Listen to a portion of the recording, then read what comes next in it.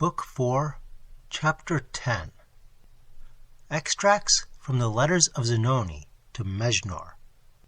Letter 1. Thou hast not informed me of the progress of thy pupil, and I fear that so differently does circumstance shape the minds of the generations to which we are descended from the intense and earnest children of the earlier world, that even thy most careful and elaborate guidance would fail.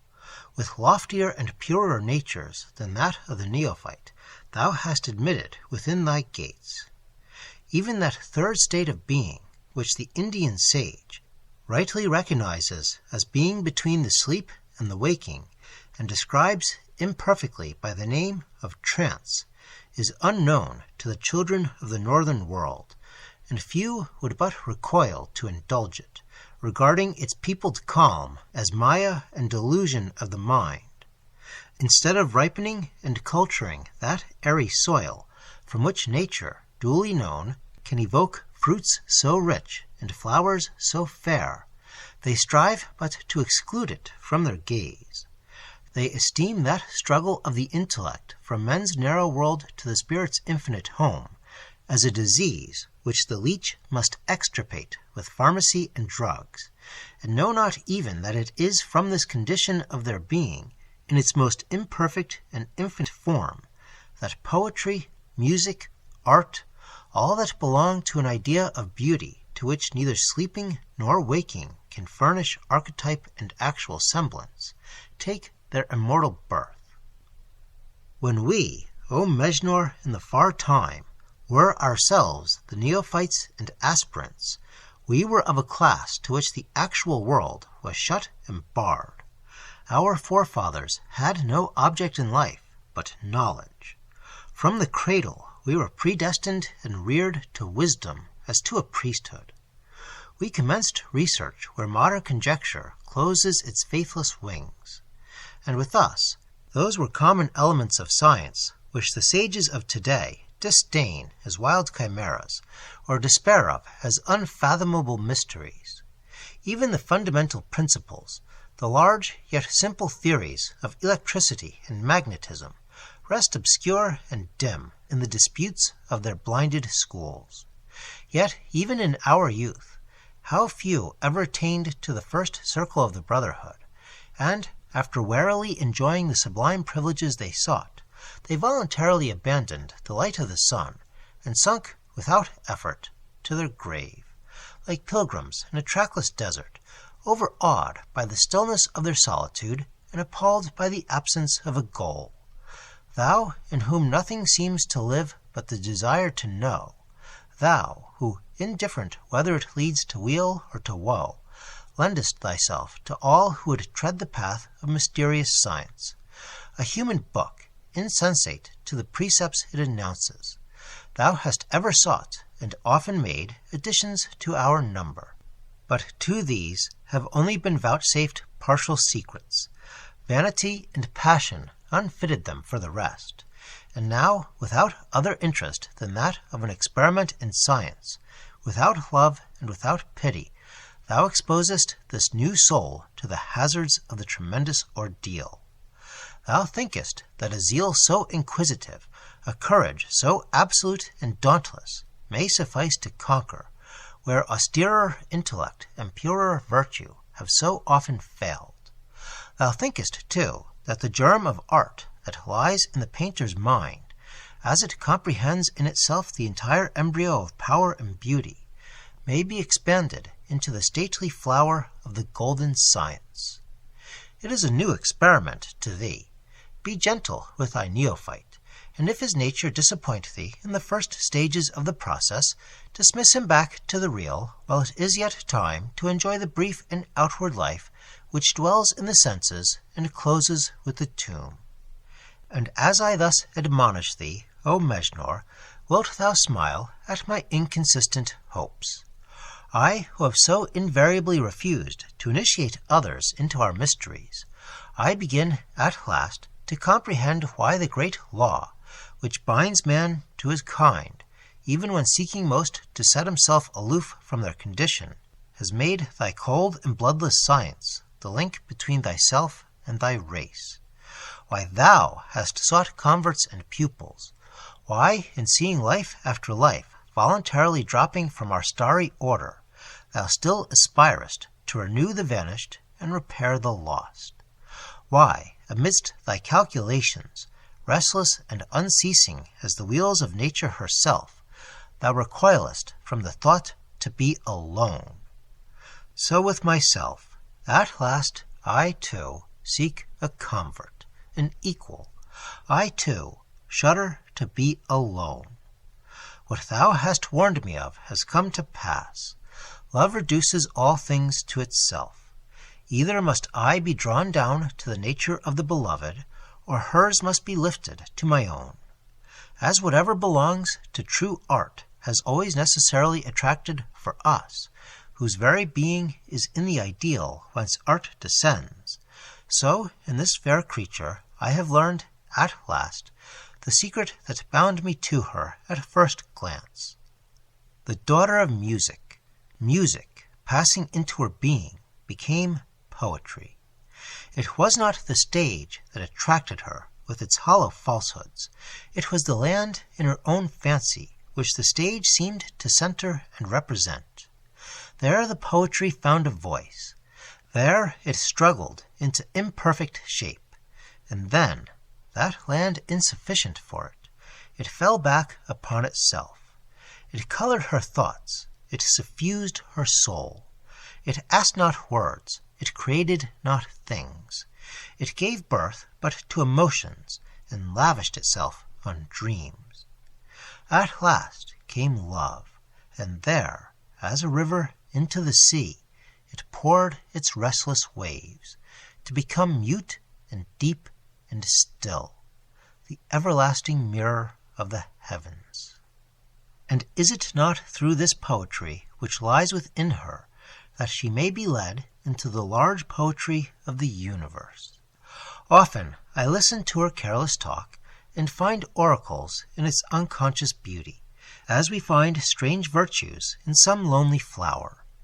I see her mind ripening under my eyes, and in its fair fertility what ever-teeming novelties of thought. O Mejnour, how many of our tribe have unraveled the laws of the universe, have solved the riddles of the exterior nature, and deduced the light from darkness. And is not the poet, who studies nothing but the human heart, a greater philosopher than all? Knowledge and atheism are incompatible. To know nature is to know that there must be a God. But does it require this to examine the method and architecture of creation? Methinks when I look upon a pure mind, however ignorant and childlike, that I see the august and immaterial one more clearly than in all the orbs of matter which career at his bidding through space. Rightly is it the fundamental decree of our order that we must impart our secrets only to the pure. The most terrible part of the ordeal is in the temptations that our power affords to the criminal. If it were possible that a malevolent being could attain to our faculties, what disorder it might introduce into the globe! Happy that it is not possible.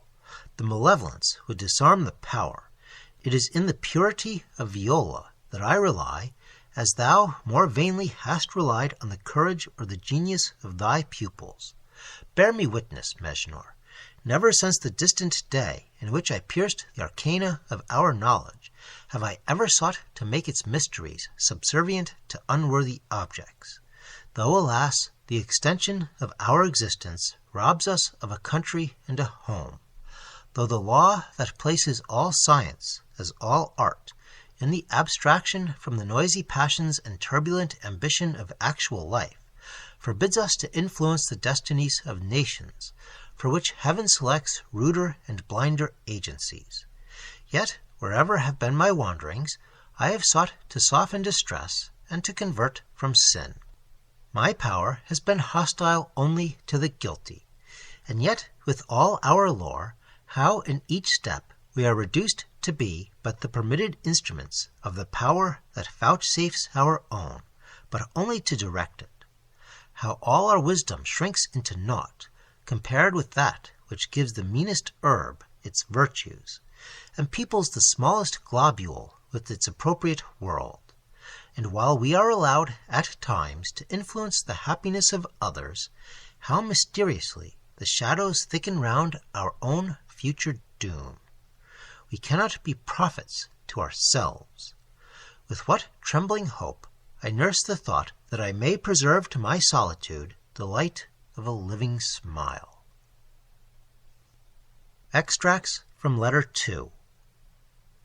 Deeming myself not pure enough to initiate so pure a heart, I invoke to her trance those fairest and most tender inhabitants of space that have furnished to poetry, which is the instinctive guess into creation, the ideas of the Glendoveer and sylph.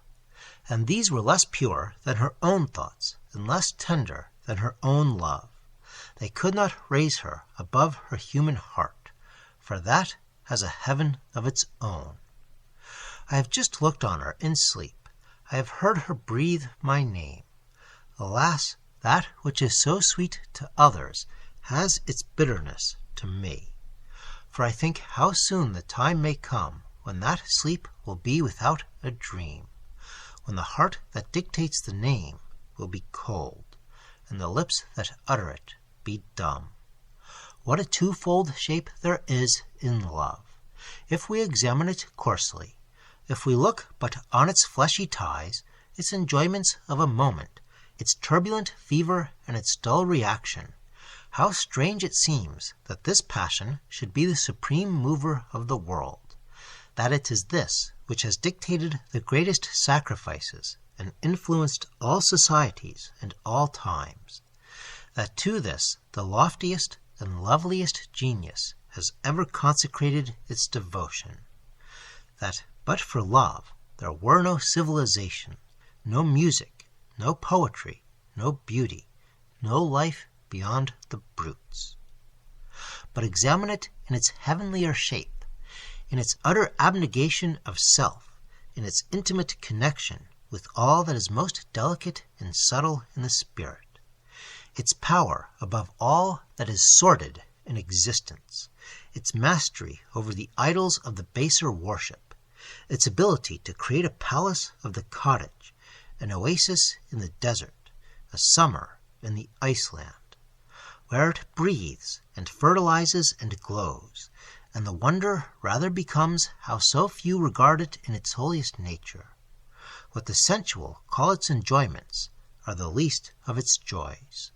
True love is less a passion than a symbol. Mejnour, shall the time come when I can speak to thee of viola as a thing that was? Extract from Letter 3.